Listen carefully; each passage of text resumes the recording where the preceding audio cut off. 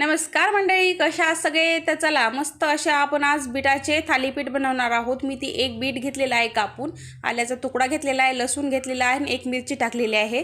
मिरची तुम्ही जास्त पण टाकू शकता। परत मी ते वाटाणा घातलेला आहे हिरवा, ते आपण वाटण घेऊया आता। हे फाईन पेस्ट अशी मस्त। इथे मी एक बाउल घेतलेला आहे, त्यामध्ये आपण टाकून घेऊया तांदळाचं पीठ 1 वाटी।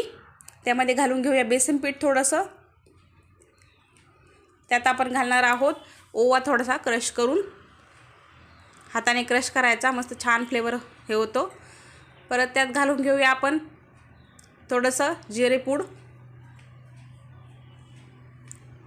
आणि ही बीटाची पेस्ट जे केलेली होती ती सर्व घालून घ्यायची आहे आपल्याला यामध्ये।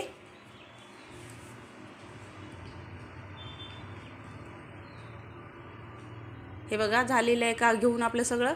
आता आपण याच्यामध्ये घालून घेऊया टोमॅटो, कांदा आणि चवीनुसार मीठ घालून घ्यायचं आहे।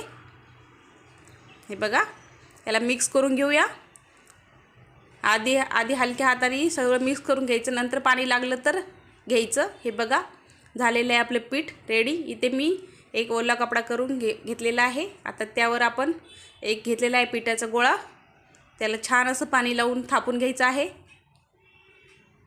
हे बघा अशा प्रकारे। त्यावर तीळ टाकून घेऊया पांढरे थोडेसे, एक होल करूया आतनं। तर चला इथे तव्यावर तेल टाकून घेऊया। तवा मी आधी तापत ठेवलेला होता। लगेच आपण त्यावर थालीपीठ टाकून घेऊया। वरनं परत तीळ टाकायचे आहेत थोडेसे आपल्याला।